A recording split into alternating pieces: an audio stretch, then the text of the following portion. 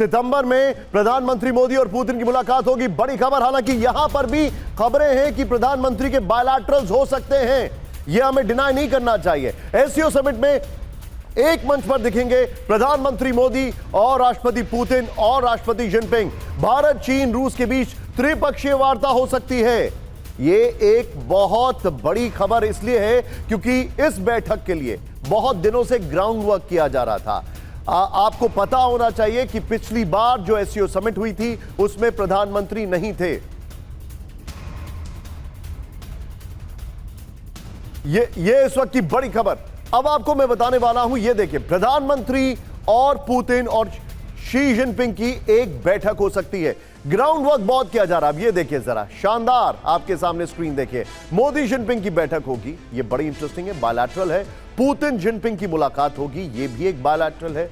प्रधानमंत्री मोदी कल शनिवार की शाम को चीन के पोर्ट सिटी तियानजिन में पहुंचेंगे। रविवार की सुबह उनकी जिनपिंग से मुलाकात होगी। करीब 40 मिनट चल सकती है। मोदी जिनपिंग के बीच द्विपक्षीय बातचीत होगी।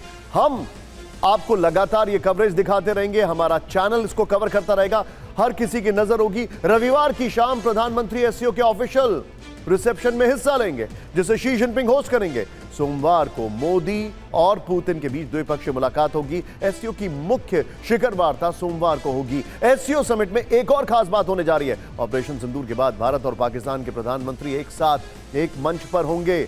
एससीओ समिट में शहबाज शरीफ भी हिस्सा ले रहे हैं। ऐसे में सवाल यह है कि क्या दोनों नेता हाथ मिलाएंगे? मेरा तो उससे भी बड़ा सवाल है कि क्या शहबाज शरीफ को होना चाहिए था, असीम मुनीर को वहां पर होना चाहिए था, क्योंकि देश तो लग रहा है असीम मुनीर ही चला रहे हैं, खैर पाकिस्तान का। इस वक्त सीधे चलूंगा, मेरे साथ हमारे साथ अंबासडर उज्बेकिस्तान से सर आप हैं, लेकिन मेरा सवाल आपसे थोड़ा सा, उज्बेकिस्तान को आप रिप्रेजेंट कर रहे हैं मेरे साथ। सर समझना ये वाली बात है, अंबासडर सिंघल, जिस तरीके के हालात हो रहे हैं, एक बहुत अच्छी रेफरेंस बुक हमारे पास तैयार हो गई है। वो रेफरेंस बुक है व्हाइट हाउस में selected NATO leaders with Zelensky versus Trump. हाँ जी किया और अल्टीमेटली वो करके गए जो वो चाहते थे। ये मैं बुक इसलिए बोल रहा हूं, कोर तैयार अगर हो जाए कि हमें इस इशू पर हैंडल करना है, बाकी सारी चीजें कैन टेक टाइम। आप एम्बेसडर हैं, मैं आपसे पूछ रहा हूं, आपसे सीखना चाहता हूं। देखिए, आप सही कह रहे हैं कि प्लेबुक बन सकती है, लेकिन प्रॉब्लम क्या है कि हर एक कंट्री का अपना एजेंडा है एससीओ में। चाइना, उसका अपना उद्देश्य यह है कि वो एक यूएसए का काउंटर पार्ट या उसका एक काउंटर बैलेंस बनना चाहता है। रशिया चाहता है कि भारत के साथ मिल करके एक वो अमेरिका को काउंटर बैलेंस किया जाए। और प्लस जैसा कि अभी बातचीत हम कर रहे थे कि इनके जो एससीओ मेंबर्स हैं उनमें आपस में भी डिफरेंसेस हैं, तो उसको हम कैसे ओवरकम करेंगे। मेरा जो विचार है कि अनलाइक जो ट्रम्प साहब के यहाँ जो मीटिंग हुई, उसके मुकाबले ये इसका जो फोकस रहेगा डेवलपमेंटल एजेंडा रहेगा कि और मल्टीलैटरलिज्म को बढ़ावा किस तरह से दिया जाए, जो कि एक तरीके से अमेरिका का जो पॉलिसीज़ चल रही हैं उसका ये काउंटर होगा कि मल्टीलैटरलिज्म, रूल बेस्ड इकोनॉमी और जो टेररिज्म का एक इशू है, क्योंकि भारत बहुत कीन है इस पर कि टेररिज्म के बारे में बात की जाए, तो वो भी एक मेरे ख्याल से एक बहुत बड़ा इसमें। सर आपने टेररिज्म का जिक्र किया है, सतीश जी मैं आपके पास आ रहा हूं, just fashion your seat belt एक ब्रेकिंग के साथ सर। लेकिन उससे पहले मेरे साथ योगेश सर हैं, एम्बेसडर योगेश सर। जो हालात हैं सर, इन हालात में हर कोई एक चीज समझना चाहता है कि शी जिनपिंग के ऊपर कितना ट्रस्ट कर सकते हैं। और मैं आपसे यह सवाल क्यों पूछ रहा हूं, जरा कल्पना करिए सर, अभी हम आपसे जब बात कर रहे हैं तो आक्साई चिन के इलाके में तिब्बत से जोड़ने वाली एक रेलवे लाइन तैयार की जा रही है और ये भारत को इनवाइट कर रहे हैं, भारत से इकोनॉमिक कोऑपरेशंस की बात कर रहे हैं। हम कितना ट्रस्ट कर सकते हैं चाइना पर? देखो, मैं दो बातें आपसे कहना चाहता हूँ कि आज की जो स्थिति है उसमें ट्रस्ट तो अगर हम चीन पे नहीं कर सकते तो कौन सा अमेरिका पे कर सकते हैं। जो अमेरिका के साथ हमारे रिश्तों में हुआ है। सॉरी सर, बट आप ये कहना चाहते हैं who is the better devil? Well, what I am trying to say is कि आज की तारीख में जो है ना, इन फैक्टर्स को हमें थोड़ा सा इग्नोर करना पड़ेगा। हमें ये देखना पड़ेगा कि जो बदलती सूरत हाल है, जो चेंजिंग जियोपॉलिटिक्स है, उसमें भारत के इंटरेस्ट क्या है और वो किस तरह से अच्छी तरह से हम मीट कर सकते हैं, और उसमें चाइना का बहुत इंपॉर्टेंट रोल है। चाइना एक बहुत बड़ी इकोनॉमी है, हमारा एक नेबर है नॉर्थ और ईस्ट में।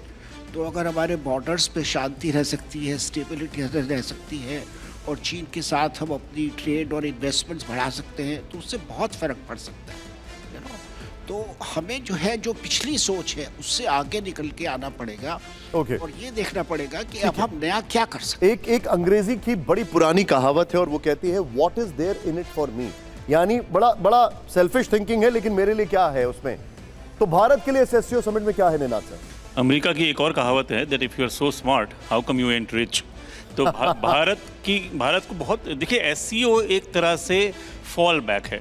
गलवान हम भूल नहीं सकते, पाकिस्तान का जो सपोर्ट किया है चाइना ने वो हम भूल नहीं सकते। हमारा एक साल का $80 बिलियन का जो ट्रेड डेफिसिट है चाइना से, हम वो भूल नहीं सकते। भारत को एक चीज़ जो सता रही है, जो अभी तक हमने डिस्कस नहीं करी है, पर मेरे ख्याल से सबसे ज़्यादा इंपॉर्टेंट है, वो है शी जिनपिंग और ट्रंप के बीच में कोई ऐसी डील हो जहाँ ट्रंप कहें कि आप वेस्ट हम पे छोड़ दे, एशिया हम आप पे छोड़ते हैं, कटिंग इंडिया आउट। तो इसीलिए सबसे बड़ी बात जो इंडिया को सता रही है वो एक 1+1 deal between China and America है, और उसमें हम यहाँ ग्राउंड वर्क रिलीज कर रहे हैं। अब इसका मतलब ये होता है कि जब बड़ी बड़ी इकोनॉमीज अगर थोड़ा बहुत भी अच्छा करती है पहले से, तो उसका ग्लोबल फर्क पड़ता है। तो उस तरफ मैं जरूर कहूंगा कि एससीओ डील में प्रधानमंत्री बहुत टाइट रोप वॉक कर रहे हैं। उस टाइट रोप वॉक से फर्क जरूर पड़ेगा भारत की विदेश नीति। ओके, अब मैं एक आपसे एक इवेंट डिप्लोमेसी का है, लेकिन मैं आपसे सवाल बड़ा पॉलिटिकल पूछ रहा हूं। पॉलिटिकल सवाल इसलिए है, इंटरनेशनल पॉलिटिक्स की मैं बात कर रहा हूं। मुझे एक बात बताइए, क्या भारत इस मंच का इस्तेमाल करने वाला है जो उसके सामने डेफिसिट आया है टैरिफ के बाद? और अपने दर्शकों को बता दूं, please be on stand by, अब से ठीक 2 मिनट के अंदर एक ब्रेकिंग आ रही है पाकिस्तान को लेकर, और उसके बाद मैं सतीश जी के पास आ रहा हूं। ये बहुत बड़ी खबर है पाकिस्तान को, don't miss out on that. क्या इस मंच का इस्तेमाल हो सकता है, या ये वो मंच इतना बड़ा है नहीं जिसका इस्तेमाल हो पाए? क्योंकि ब्रिक्स भी अगर देखा जाए तो फेल कर गया। जी नहीं, मैं ये मानता हूँ कि ये वही मंच है जहाँ से भारत एक आवाज़ देगा, एक संदेश देगा। देखिए निशांत जी, थोड़ा सा 1998 में चले, 1998 में रशिया के प्रधानमंत्री प्रीमाकोव ने एक ट्रॉइका का एक कंसेप्ट दिया था, और वो भारत आए थे, अटल बिहारी वाजपेयी से मिले थे, और उस समय अमेरिका को संदेश दिया गया था जब अमेरिका ने भारत पर सैंक्शन लगाया था, जब हमने न्यूक्लियर टेस्ट किया था। तो मुझे लगता है जब अमेरिका ने भारत को दबाया, भारत बहुत तेजी से बाउंस बैक किया, और ये वही मंच होगा, आज ये सीओ का मंच होगा, जहाँ पर भारत एक ऐसी आवाज देगा कि ट्रॉइका का, जिसकी कल्पना अभी 2 महीने पहले लारोव ने फिर से किया, उसको रिजुविनेट करने की कोशिश की गई कि भारत का उद्देश्य यह है कि भारत एंटी वेस्ट कभी नहीं रहा, भारत नॉन वेस्टर्न ऑर्डर की स्थापना करना चाहता है। और भारत, जिस तरीके से अमेरिका ने भारत को कॉर्नर करने की कोशिश की, तो भारत की ये कोशिश होगी इस मंच से कि यहाँ पर तमाम लिमिटेशन के बाद, तमाम ट्रस्ट डेफिसिट के बाद, आपको मालूम है कि अंतर्राष्ट्रीय राजनीति जो ट्रस्ट बहुत फैक्टर नहीं करता, फैक्टर आपके हित करते हैं। और सबसे बड़ा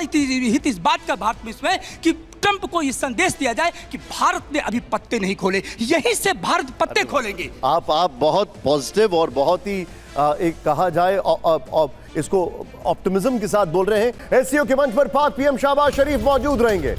पाक पीएम, अच्छा वो है क्या अभी पाक पीएम? खैर, एससीओ में पीएम मोदी और शहबाज आ सकते हैं आमने सामने। एससीओ के 10 सदस्यों में पाकिस्तान भी शामिल है, बल्कि पाकिस्तान और भारत की एक साथ एंट्री हुई थी, एक साथ ऑब्जर्वर बने थे। 2005 में एक साथ ऑब्जर्वर बने थे और 2017 में एक साथ परमानेंट मेंबर्स बने हैं। यह इंटरेस्टिंग बात है। एक क्विक रिएक्शन मैं यहां पर लेना चाहूंगा। सतीश जी मेरे साथ बड़ी देर से हैं। सतीश जी, अब जरा फ्लैशबैक जाते हैं। खबर आगे की है लेकिन सवाल थोड़ा पीछे का है। पिछली एससीओ समिट में क्या रेजोल्यूशन था कि हम लोग टेररिज्म को मिलकर एक जॉइंट मैकेनिज्म बनाएंगे, और क्या किया पाकिस्तान ने, और फिर क्या हुआ ऑपरेशन सिंदूर में? अब मैं पूछता हूं कि इस एससीओ समिट में क्या निकलेगा? बिल्कुल, ये देखिए पाकिस्तान के लिए तो विन विन सिचुएशन है। ये ट्रेन ऐसा है जिसके साथ भारत के साथ पाकिस्तान को जोड़ा गया है। पश्चिमी दुनिया ने भारत पाकिस्तान को अलग कर दिया था, लेकिन पाकिस्तान के लिए बहुत अच्छा है कि चीन के निर्देश में हम 2005 में ऑब्जर्वर बने, फिर 2007। थोड़ा सा रोकूंगा। प्रधानमंत्री मोदी की तस्वीरें देखिए आप। जापान के मंदिर में प्रधानमंत्री मोदी इस वक्त आपको दिखाई दे रहे हैं, और जापान और भारत का बहुत पुराना कल्चरल कनेक्शन है। और अगर आपको याद होगा, प्रधानमंत्री मोदी जब प्रधानमंत्री बने हैं तब से लेकर अभी तक जापान के साथ उनके जो रिलेशंस हैं, शिंजो अबे से लेकर अभी तक बहुत बहुत ही अद्भुत रिलेशंस रहे और ये उसी का कैरी फॉरवर्ड है। ये देखिए जापान के कल्चरल वहां पर ये किस तरीके से वहां पर एक मंदिर में है, उनका जो कल्चरल ओरिएंटेशन है वो एकदम उतना ही रूटेड है जितना भारत का है, बल्कि भारत का बहुत ज्यादा एंशिएंट, बहुत ज्यादा पुराना और बहुत ज्यादा स्ट्रांग है। लेकिन अगर दोनों के रिलेशंस की बात की जाए तो आपके सामने ये देखिए किस तरीके से, और ये तस्वीरें सीधे जापान से आ रही हैं। अब वापस coming back to it sir, Pakistan, आपने कहा कि उसके पास सिर्फ गेंद करने के लिए, जाहिर सी बात है अगर हाथ में झोला है और कटोरा खाली है तो गेंद करने के लिए है। लेकिन मैं आपसे ये जानना चाहता हूं कि इस एससीओ से निकलेगा क्या, क्योंकि पिछली एससीओ समिट में काउंटर टेररिज्म की बात की और पाकिस्तान ने, हमने पता है क्या किया।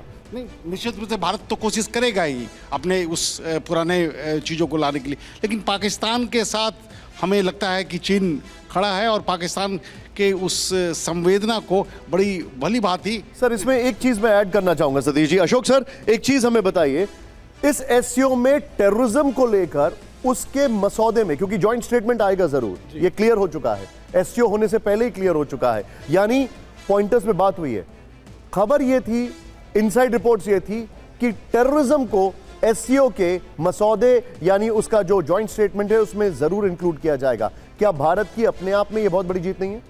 जी बिल्कुल, देखिए एससीओ जब ये स्थापित हुआ था 2001 में, तो इसका सबसे पहला ऑब्जेक्टिव था जो आतंकवाद से हमको लड़ना है। उनको 3 ईवल्स कहते हैं, सेपरेटिज्म, एक्सट्रीमिज्म और टेररिज्म, ये 3 चीज़ें हैं जिससे हम लड़ना है। हर एक उसमें इसके बारे में जिक्र किया जाता है और मैं समझता हूँ जो पहलगाम और ऑपरेशन सिंदूर के बाद इसमें और ज़्यादा ज़ोरदार तरीके से आतंकवाद के विरुद्ध इसमें मेंशन किया जाएगा। परंतु मैं कहूँगा जो इसके अलावा भी इसके और हमारे लिए ऑब्जेक्टिव्स हैं, हमारे लिए गोल्स हैं, जो प्रधानमंत्री मोदी वहाँ पर जा रहे हैं और इसका हमारे लिए पॉजिटिव रिजल्ट्स वहाँ से होंगे। अगर आप मुझे इजाज़त दें निशांत, तो मैं एक और शब्द कहना चाहूँगा, क्योंकि आपने भी उसका जिक्र किया। जो पिछली बार प्रधानमंत्री मोदी एससीओ के समिट में शामिल नहीं हुए थे, डॉक्टर जयशंकर हुए थे। 2023 में हमने वर्चुअल समिट किया था। वर्चुअल समिट कुछ कारण ये भी थे क्योंकि अभी कोविड का प्रकोप चल रहा था, तो इसीलिए कुछ और भी कारण थे जो हुआ। होस्ट किया था हमने होस्ट किया था, वर्चुअली होस्ट किया था। परंतु पिछले साल हम इसलिए नहीं गए थे, ये नहीं है जो या कजाकिस्तान में हो रहा था तो हमारी कुछ उनसे मनमुटाव है या एससीओ को हम इतना सपोर्ट नहीं कर रहे, ऐसी बात नहीं है। देखिए पिछले साल हमारे यहाँ अपने यहाँ इलेक्शंस हुए थे, आपको याद होगा मई में, ये 3 जुलाई को वहां पर कजाकिस्तान में हुआ था। और उस समय हमारे यहाँ पार्लियामेंट का पहला सेशन होने वाला था जिसमें हमारी राष्ट्रपति जॉइंट सेशन को एड्रेस कर रही थी। उसको छोड़कर वो नहीं जा सकते थे। उसके अलावा मैं ये कहूंगा जो भी 2017 के बाद जो भी एससीओ के समिट्स हुए हैं, प्रधानमंत्री मोदी हर समिट में उन्होंने पार्टिसिपेट किया है।